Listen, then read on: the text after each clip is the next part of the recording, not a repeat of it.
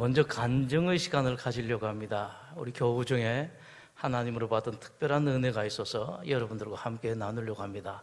간증은요, 하나님께 드리는 최고의 찬양입니다. 하나님께서 나에게 이 은혜를 베풀으셨다. 그래서 이 시간에 여러분들에게 간증은 나눕니다만 사실은 이것은 하나님께 대한 찬양이다 라고 하시고 여러분들이 같이 나누시는 것으로 하시면 되겠습니다. 간증의 성경은 권사님입니다.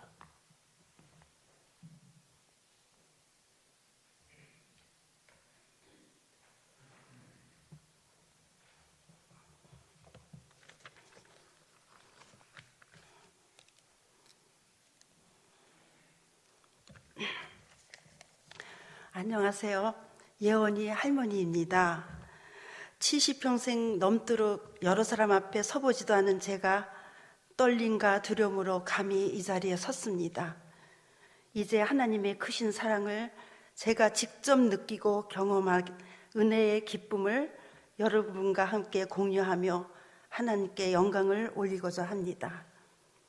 19년 전 예원이의 새어남은 저희 가정에 행복을 주는 그 기쁨 자체였습니다. 그런데 저희 가정에 불미한 일이 일어났고 그로 인해 예원이를 제가 키우게 되었습니다.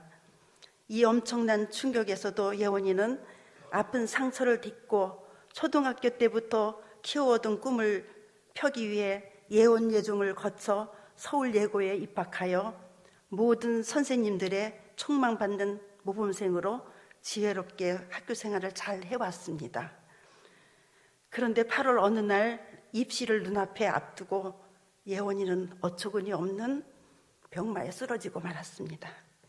처음에는 가벼운 증상으로 별 걱정을 하지 않았으며 교구 목사님께 기도와 상담으로 위로를 받으면서 예원이는 이제껏 함께 해주신 하나님의 은혜를 깨닫지 못하고 스스로 자만했고 겸손하지 못함을 회개하며 다시 한번 기회를 주신다면 하나님의 뜻 가운데서 감사한 마음으로 하나님께 함께 하겠습니다라는 신앙 고백도 하며 심리적 안정감을 찾기도 했습니다.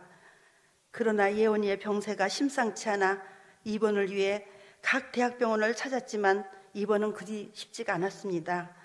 우선 분당에 있는 C병원에 입원을 했는데 아이의 상태는 점점 나빠져 온몸의 근육이 경직되어 일어서지도 앉지도 못하고 약은 물론 물 한 모금도 넘기지 못하는 상태까지 되었습니다. 그렇게 건강하던 아이가 이렇게 참혹한 모습으로 누워있다니 믿어지지 않는 현실의 참담함은 이루 말할 수가 없었습니다. 감사하게도 신촌 세브란스 병원으로 옮기게 되었고 치밀한 검사가 시작되어 그제야 안도의 숨을 쉴 수가 있었습니다. 그러나 이 병원에서도 병명을 찾지 못하고 상태가 더욱 악화되면서 중환자실로 옮기게 되었습니다. 중환자실, 언제 어떻게 될지도 모르는 곳, 병명을 찾지 못한 채 몇 개월을 버티다 생명을 달리하는 무섭고 두려운 곳에 우리 예원이가 산소호흡기는 물론 각종 의료기구를 온몸에 달고 누워있는 모습은 정말 기가 막혔습니다. 그냥 넋놓고 울고 있을 때 갑자기 한가닥 희망의 소리가 내 귓전을 두드리는 그 무엇이 내 마음을 흔들었습니다. 잘 커가는 예원이의 늘 자랑이고 싶은 소망, 잘못된 모습은 남에게 보이고 싶지 않았던 나의 자존심이 무너지는 순간이었습니다. 전화기를 들었습니다. 권사님, 우리 예원이가 너무 아파요. 예원이를 살려주세요. 기도가 필요해요. 이때부터 기도의 역사는 시작되었습니다. 우리 구역 식구들은 물론 중보기도실, 교육자실, 나중에 안 사시지만 담임 목사님께까지 알려져 뜨거운 기도가 이어졌습니다. 정작 기도를 부탁한 저는 기도가 잘 나오질 않았습니다. 그저 회개하는 마음으로 저의 모든 허물을 용서하시고 우리 예원이를 병마로부터 하루속히 회복시켜 주세요라는 간절한 마음의 솟구침 때마다 어김없이 하얀 가운에 옥색 띠를 두르신 주님의 모습이 보였습니다. 하나님께서 함께 하심을 확신하는 편안함이 들기 시작했습니다. 그리고 예원이의 소식을 듣고 달려온 예원애미와의 오랜만의 만남은 어떤 망설임도 없이 그냥 부둥켜 안고 하염없는 혈안의 통곡이 잔잔히 흐르는 강물처럼 사랑으로 용해되어 우린 오직 예원이만을 위한 동반자가 되었습니다. 둘이 하나 되어 함께 나누는 고통은 많은 위로가 되었습니다. 약물로 인한 부작용으로 간 수치가 높아지고 염증으로 고열에 시달리고 신장 기능이 약해져 소변이 막히고 폐렴 위기로 기도 절개 수술까지 감수해야 할 위급한 상황. 이 사실을 구체적으로 구역장님께 알려 기도를 부탁했습니다. 이날도 막막한 마음으로 병원 기도실을 나서는데 벽에 붙어진 한 글귀가 눈에 띄었습니다. 욥기 23장 8절에서 10절 말씀. 요약해 풀이한 글이었습니다. 때때로 하나님의 도우심을 느끼지 못할 수가 있지만 그것은 어디까지나 느낌이지 사실은 그렇지 않습니다. 욥은 고통 가운데 하나님의 위로를 조금도 느낄 수 없었지만 그분이 자기를 지켜보고 계시며 고난을 통하여 정금같이 연단하실 것을 믿었습니다. 그래, 너무 걱정하지 말자. 오히려 걱정하는 가족들을 위로하며 믿음으로 기도했습니다. 또 어느 날 중환자실 대기실의 구석에 앉아 성경을 읽고 있는데 저희 구역장님 전화가 걸려왔습니다. 권사님, 이사야 43장 1절에서 3절 말씀 좀 읽어보세요. 많은 위로가 되실 거예요. 야곱아, 너를 창조하신 여호와께서 지금 말씀하시느니라. 이스라엘아, 너를 지으신 이가 말씀하시느니라. 너는 두려워하지 말라. 내가 너를 구속하였고 내가 너를 지명하여 불렀나니 너는 내 것이라. 내가 불 가운데로 지날 때 물이 너를 침몰하지 못할 것이며 불 가운데로 지날 때 타지도 아니할 것이요 불꽃이 너를 사르지도 못하리니. 저는 이 귀한 말씀을 메모지에 적어 중환자실 예원이 침대 위에 붙여놓고 아침 저녁 면회 시간마다 이 말씀을 붙들고 기도했습니다. 기도의 역사는 일어나기 시작했습니다. 기도 절개 수술도 하지 않게 되었고 NMDA 수용체 내염이라는 흔하지 않은 병명이었지만 치료할 수 있는 길이 열린 것입니다. 치료 방법은 3가지 정도였는데 어떤 방법이라도 간절한 바람이었습니다. 첫 번째 약을 선택하여 5번 투여하는 방법을 택했습니다. 첫 번, 2번 별 반응이 없었습니다. 걱정이 되기 시작했습니다.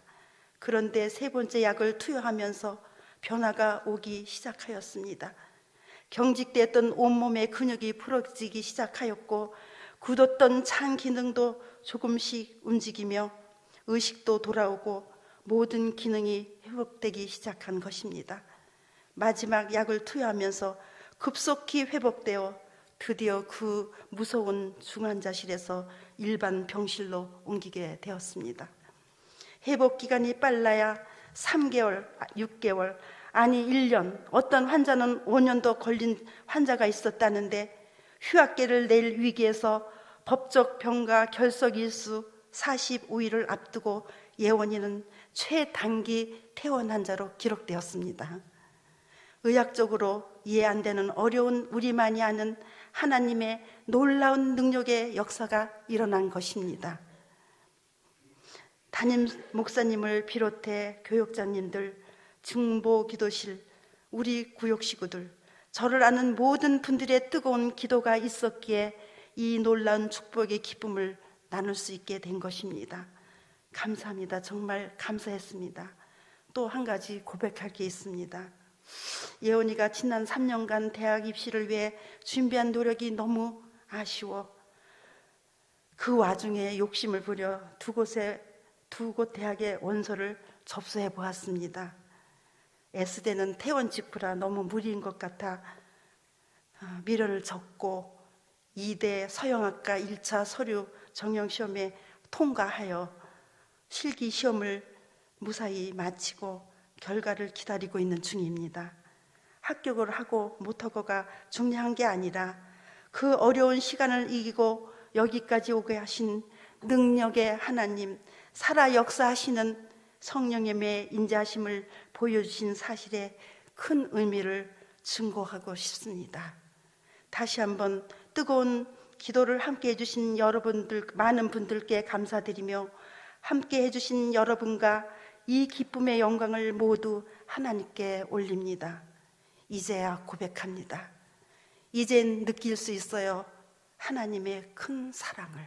감사합니다.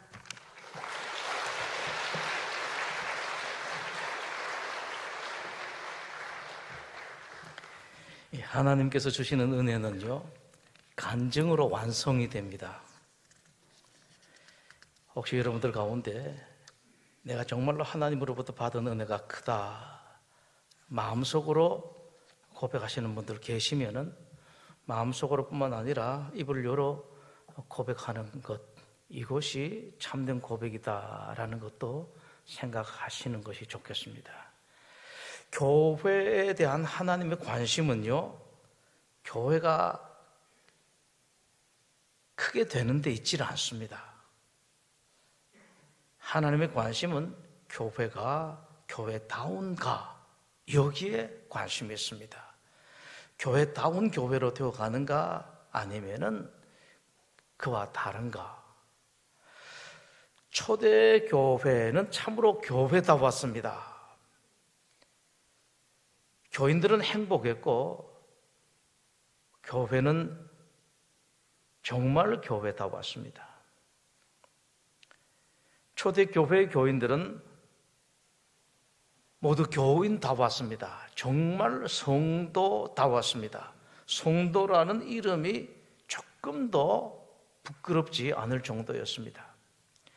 그 당시 모두 다가 가난한 시절이었습니다. 그런데 초대 예루살렘 교회의 교인들은 가난에 쪼들리는 사람들이 한 사람도 없었습니다. 그 까닭은 하나님으로부터 초대 교회 교인들이 복을 많이 받아서 돈을 잘 벌었기 때문이 아닙니다. 있는 사람들이 자기 가진 것을 없는 사람들과 나누었기 때문에 그랬습니다. 초대 교회 교인들은 교인끼리 진실로 사랑했습니다. 이게 교회예요. 돈을 어떻게 쓰는지도 알았습니다. 세상을 어떻게 살아야 하는지를 초대교회 교인들은 알았습니다. 또 초대교회는 능력이 있었습니다.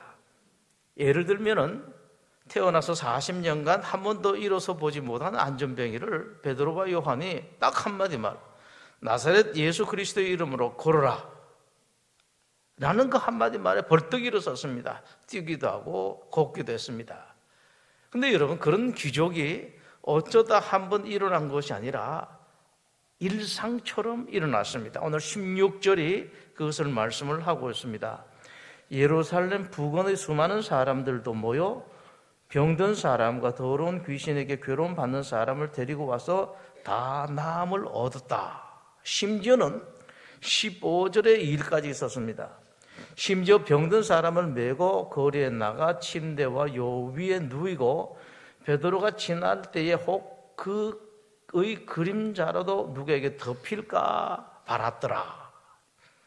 성경은 이 그림자 덮여서 병이 나았다라는 결과는 말씀을 하고 있지는 않습니다만은, 실제로 나았는지 안 나았는지는 모르겠습니다만은, 사람들이 이만큼 교회의 능력, 기독교인의 권세를 믿었습니다. 아, 교회는 그렇구나. 그리고 교회는 권위가 있었습니다. 베드로가 설교를 했습니다. 수많은 사람들이 예수님께 돌아왔습니다. 돌아와서 통의 자복이었습니다. 베드로가 이렇게 설교했습니다. 이스라엘 온 집은 확실히 알지니 너희가 십자가에 못 박은 이 예수를 하나님이 주와 그리스도가 되게 하셨느니라. 이 간단한 설교예요. 뭐 잘하지도 않습니다. 그랬더니만 사람들이 이 말을 듣고 마음에 찔려서 교회로 왔습니다. 어떻게 하면 좋겠습니까? 라고 물었습니다. 그리고 13절의 말씀 보면은 이렇게 기록을 하고 있죠.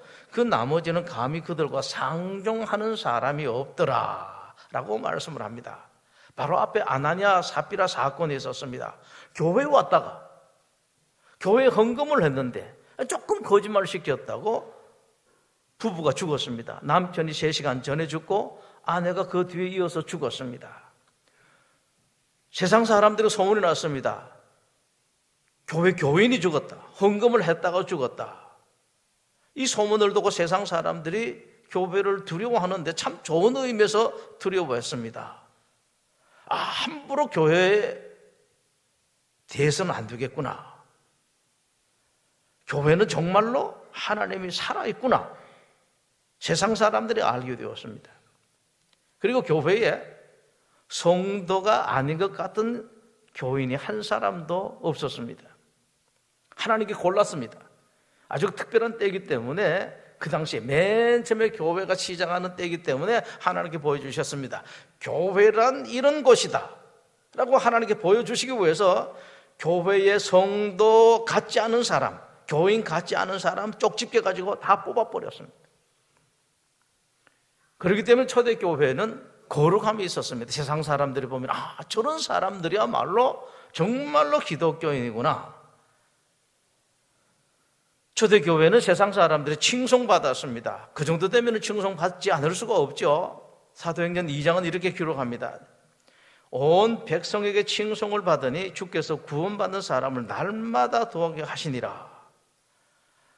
아나니아 삽비라 같은 사건, 그 무서운 사건이 교회에 일어났습니다. 얼핏 생각하면은 세상 사람들 교회를 경원시합니다. 그냥 믿었으면 됐는데 그러다 뭐 조금 거짓말했다고 그렇게 무서운 일이 일어나는가? 교회 갈 곳이 아니다 라고 생각할 것 같습니다만 그렇지가 않았습니다. 정반대였습니다. 그런 무서운 일이 교회에서 일어났음에도 불구하고 교회 다니던 사람에게 일어났음에도 불구하고 오늘 13절은 그렇게 말하죠.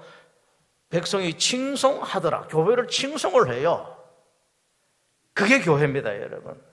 사람 많이 모이고 뭐 하고 뭐 하는 것을 칭찬하는 것이 아니라 교회다운 교회. 14절은 믿고 주께로 나오는 자가 더 많더라라고 말씀을 합니다. 이 초대 교인들이 오늘날 교회를 본다면은, 오늘날 기독교 신자들을 본다면은 어떤 생각을 할 것 같습니까? 참으로 우리로서는 부끄럽겠습니다만은 아마 틀림없이 이런 생각을 했을 것 같습니다. 아니, 저런 것도 교회인가? 저런 사람들도 교인인가? 성도인가? 라는 그런 생각을 했을 것 같습니다. 초대 교회에 있었던 아름다움이 없습니다. 활기가 없어요.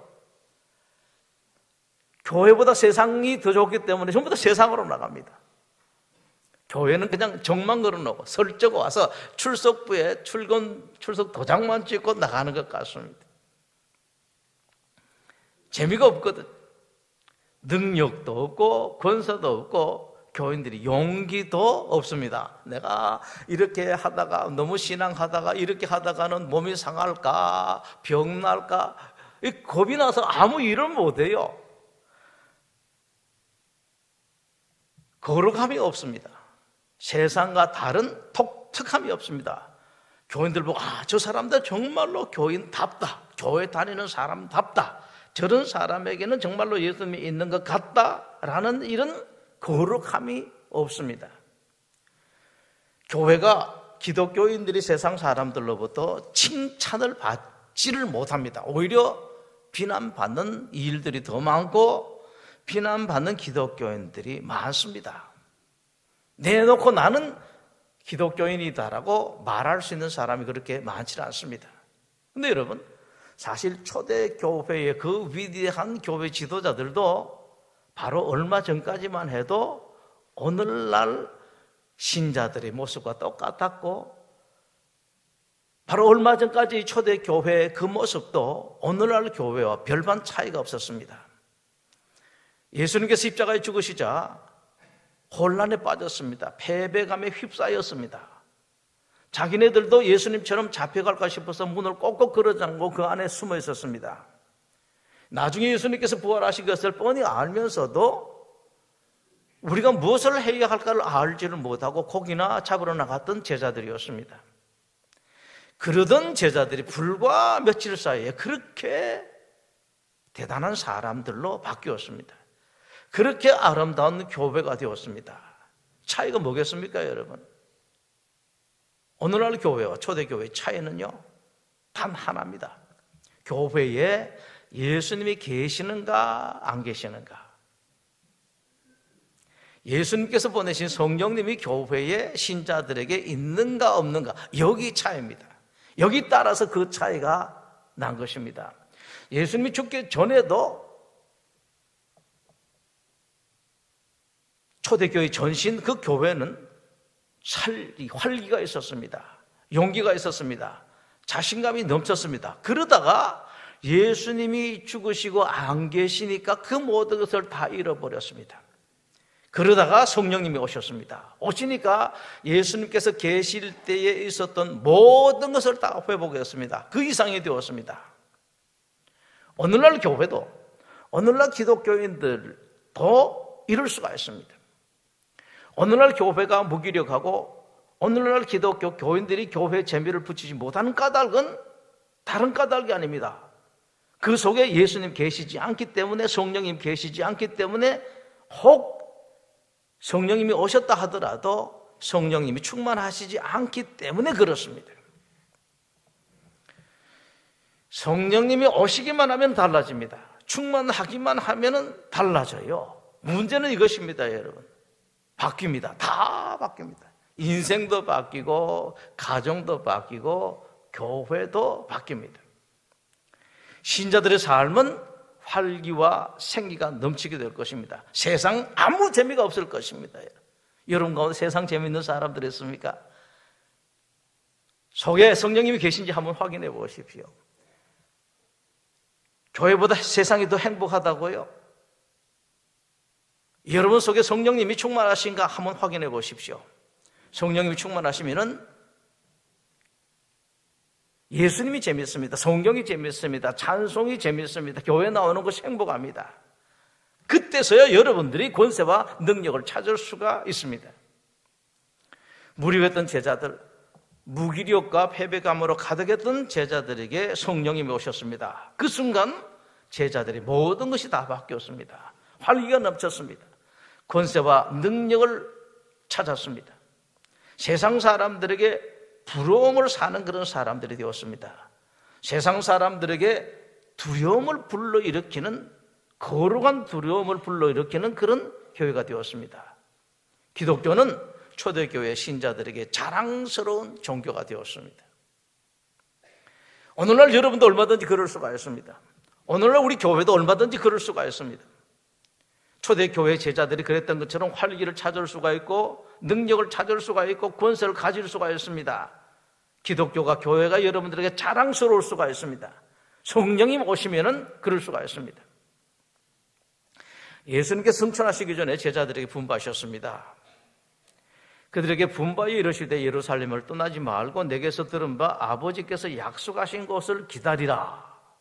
예수님께서 그 무기력한 패배감에 휩싸여 있던 제자들에게 이 말씀을 하셨습니다. 이 말씀을 하시면서 예수님께서 하나 약속을 하셨습니다. 요한은 물로 세례를 베풀었으나 너희는 몇 날이 못되어 성령으로 세례를 받을 것이다. 그 무기력했던 제자들이, 패배감에 휩싸였던 제자들이, 교회에서 행복감을 누리지 못하던 제자들이 예수님 이 분부는 순종을 했습니다. 모여서 기도했습니다. 사도행전은 이렇게 1장에서 기록을 하고 있습니다. 더불어 마음을 같이하여 오로지 기도에 힘쓰더라. 제자들은 예수님 말씀에 순종했고 예수님 약속을 믿었습니다. 그 믿고 다락방에 모여서 기도했습니다. 마음을 합했습니다. 오로지 기도에 전념을 다했습니다. 그랬더니 드디어 예수님께서 오셨는데 영으로 오셨습니다. 성령님으로 오셨습니다. 성령님 오시니까 다 바뀌었습니다. 오늘날 여러분들에게 오늘날 교회에 필요한 것이 바로 이것입니다. 온 마음을 다해서 기도하는 것입니다. 한번 점 찍고 나가듯이 기도하는 그런 기도가 아니에요. 하나님, 내가 기도했으니까 내 기도를 들으시고 응답해 주십시오. 이런 기도가 아니에요. 많은 사람들이 이런 기도를 합니다. 그러놓고서는 내가 기도했다라고 하는데 이건 아니에요. 나는 1분 기도하고 성령님은 10시간 동안 나를 위해서 봉사하시고, 이런 여러분 얌통말이 없는 것이 어디 있습니까? 온 마음을 다해서 기도할 때 그때에 성령님이 오십니다. 진심으로 하나님을 찾을 때 찾고 또 찾으면 그때 성령님이 오십니다. 그렇게 하면 반드시 오십니다. 반드시 오셔서 충만하십니다. 신명기 4장은 이렇게 말씀을 하십니다. 내가 거기서 내 하나님 여호와를 찾게 되리니 만일 마음을 다하고 뜻을 다하여 그를 찾으면 만날 것이다. 요한복음 7장에서 예수님께서 말씀을 하셨습니다. 누구든지 목마르거든 내게로 와서 마시라. 나를 믿는 자는 성경의 이름과 같이 그 배에서 생수의 강이 흘러 나올 것이다. 이 말씀은 정확하게 성령 충만을 말씀을 합니다. 누구든지 예수님을 계속 목말라 하고 계속 예수님께, 하나님께, 성령님께 가고 계속해서 마시면은 충만하게 될 것이다. 하나님 충만하게 될 것이고 예수님 충만하게 될 것이고 성령님으로 충만하게 될 것이라고 약속을 하셨습니다. 이것을 말씀하신 것이 구약 성경에 있습니다. 신명기 6장에서 하나님 이렇게 말씀을 합니다. 이스라엘아 들으라. 우리 하나님 여호와는 오직 유일한 여호와이시니 너는 마음을 다하고 뜻을 다하고 힘을 다하여 내 하나님 여호와를 사랑하라. 마음을 다하고 뜻 다하고 힘 다해서 모든 것을 다해서 하나님을 사랑하라. 이게 하나님 충만입니다, 여러분. 신약의 말씀을 하면은 이것이 성령님 충만입니다. 이것을 위해서 구체적으로 하신 말씀이 있습니다. 그 이어서 이렇게 말씀을 하십니다. 내가 내게 명하는 이 말씀을 너는 마음에 새겨라. 내 자녀에게 부지런히 가르쳐라. 집에 앉았을 때든지 길을 갈 때든지 누워있을 때든지 일어날 때든지 이 말씀을 강론할 것이다. 계속해서 말하. 얼마나 구체적으로 말씀을 하십니까? 항상 입을 열어서 자녀들에게 말하라는 말씀입니다. 여러분 잘 들으십시오. 이건 자녀들만을 위해서가 아니에요. 바로 여러분을 위해서입니다. 여러분들이 이렇게 자녀들에게 말할 때 여러분 가슴 속에 이 말씀이 새겨지게 됩니다. 너는 또 그것을 내 손목에 며 기호를 삼으며 내 미간에 붙여 표를 삼고 또 내 집 문설주와 바깥 문에 기록할지니라. 집 안에 들어오기만 하면 온데 하나님으로 가득 차 있습니다. 눈 속에, 머리 속에, 가슴 속에, 마음 속에 하나님을 가득 채우라는 그런 말씀이십니다. 이렇게 하면은요 성령님이 충만해집니다, 여러분. 바둑을 너무 좋아하시는 목사님이 계셨습니다. 이 목사님이 일주일에는 바둑만 생각해요.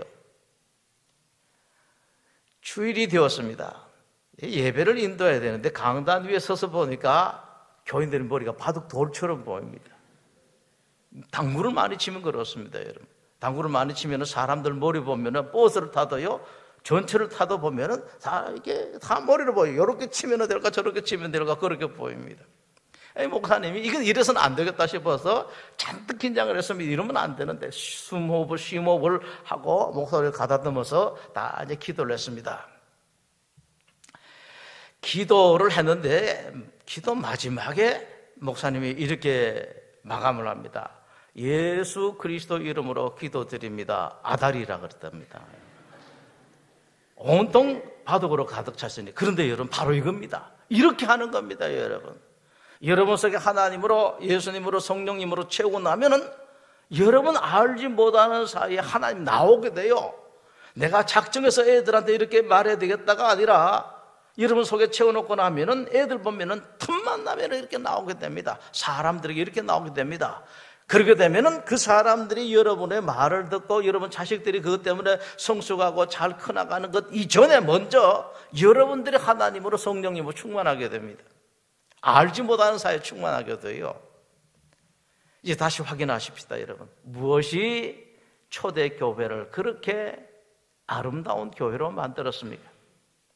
무엇이 무기력하고 패배감에 가득했고 혼란했던 초대교회의 신자들을 성도다운 신자들, 행복한 교인들로 만들었습니까? 성령님입니다. 성령님이 오시면은 얼마든지 그럴 수가 있습니다. 얼마든지 바뀝니다. 정말로 행복할 수가 있습니다. 세상 그건요 아무 재미가 없습니다. 미국 뉴욕에서 목회하시는 목사님 간증입니다. 어느 날 혼자 식당에서 점심 식사를 하시는데 식사를 하다가 우연히 신문을 보게 되는데 거기서 충격적인 기사 하나를 보게 됩니다. 기독교 인구가 얼마 안 되는 파키스탄 한 도시에서 무슬림 2만 명이 8시간 폭동을 일으켰습니다. 근데 그 무슬림들의 주 목표가 기독교인들입니다. 그 무슬림들은 그 도시에 있는 기독교인들 가정을 약탈하고 불을 질렀습니다. 많은 기독교인들, 심지어는 어린 아이들도 살해를 당했습니다. 이것이 사실인가 싶어서 제가 검색을 해보니까 사실이에요. 이런 신문이 있었습니다. 뉴욕타임즈에 이것이 나왔습니다. 기사를 본 그 목사님 눈물이 났습니다. 그리고 파키스탄 기독교인들을 위해서 기도했습니다. 기도하는 동안에 그 마음속에 파키스탄 기독교인들을 위해서 돕고 싶은 마음이 솟아오릅니다. 그런데 이 목사님 파키스탄에 아는 사람이 없었습니다. 방법이 없었습니다. 그런데도 불구하고 성령님께서는 계속 이 목사님 마음을 무겁게 했습니다. 뭔가는 파키스탄 기독교인들을 위해서, 교회를 위해서 뭐 해야 할 것이다, 해야 한다라는 그런 부담감을 주셨습니다. 그래서 목사님이 파키스탄 기독교 그 교회를 위해서 계속해서 기도했습니다. 점심 식사가 끝나고 다른 여러 가지 일이 있었는데 일을 할 때도 계속해서 그 생각이 납니다. 그래서 순간순간 기도했습니다. 하나님, 약탈당한 파키스탄의 기독교 가정에 살 곳을 주십시오. 먹을 것을 주십시오. 잘 곳을 주십시오. 생계를 이어나갈 직장을 주십시오라고 하나님께 기도를 했습니다. 교회 기도 시간에 목사님은 자기가 읽었던 신문 기사를 교인들에게 읽어드렸습니다. 그리고 같이 기도를 했습니다. 모든 교인들이 간절하게 기도했습니다. 파키스탄 기독교 교회를 위해서 헌금을 했습니다. 헌금을 하고 난 뒤에 기도를 했습니다. 하나님, 이 헌금을 파키스탄 교회에 보냈으면 좋겠습니다. 기도 끝났는데 교인 한 사람이 뒤에서 목사님 향해서 나왔습니다. 목사님, 파키스탄에서 온 여자분이 뒤에 계십니다. 목사님 깜짝 놀랐습니다. 파키스탄 사람이 미국 교회에, 그것도 기도 시간에 오다니 도저히 믿기지가 않았습니다. 그분을 만났습니다. 네, 더욱 놀라운 것은요, 그분이 기독교 목사님이랍니다. 그것도 신문에 보도된 폭동이 난 그 지역의 목사님이라고 합니다. 그 당시 지금 현재 자기 남편과 시아버지가 그 지역에 계신다는 말까지 했습니다. 또 놀라게 한 것은 이 여자분이 우연히 지나가다가 그 교회에 들렀다라는 것입니다. 이 교회는 파키스탄의 그 남편과 연락을 했더니만 사실이었습니다. 그날 모였던 모든 헌금을 그 교회로 보냈습니다. 그 소식을 듣고 교인 한 분이 파키스탄의 교회를 위해서 1,000만 원이 넘는 많은 돈을 헌금을 했습니다. 다 보냈습니다. 위기에 처한 파키스탄 기독교인들 그리고 교회가 큰 도움을 받게 되었고, 미국의 그 교회는 성령님이 하시는 놀라운 일을 체험하게 되었습니다. 여러분, 성령님이 하시는 일이 이런 일입니다. 그 목사님 마지막에 사족처럼 덧붙입니다. 혹시라도 사람들이 내가 은혜를 끼치기 위해서 이런 말을 만들었을 것이라 생각하는데 전혀 그것이 아니다. 이건 정말 사실이다라고 그렇게 사족처럼 붙였습니다. 성령님이 그런 일을 하십니다. 그 목사님으로 하여금 점심 식사를 하시다가 그 신문 기사를 보게 하신 것, 그 일을 가지고 교회 기도에서 기도하도록 하신 것, 파키스탄 그 말의 사람이 그 교회의 기도회에 참석하게 하신 것, 성도들의 마음속에 하나님께서 좋은 마음을 주셔서 헌금하도록 동참하도록 만드신 것, 다 성령님께서 하셨습니다. 성령님이 오시면은요, 성령님이 충만하시면은 이런 역사를 하세요. 여러분 한 분 한 분 속에서, 여러분 가정 속에서, 여러분 사회에서, 직장 속에서, 사업 속에서 이런 역사를 하십니다. 여러분에게도 성령님이 오시면은, 여러분의 성령님이 충만하시면은 여러분에게도 이런 일이 일어날 수가 있습니다. 이보다 훨씬 더 큰 일이 일어날 수가 있습니다. 오늘 권사님 간증을 하셨습니다만은 그보다 훨씬 더 놀랄 만한 기적적인 일들은 얼마든지 성령님이 만드실 수가 있습니다.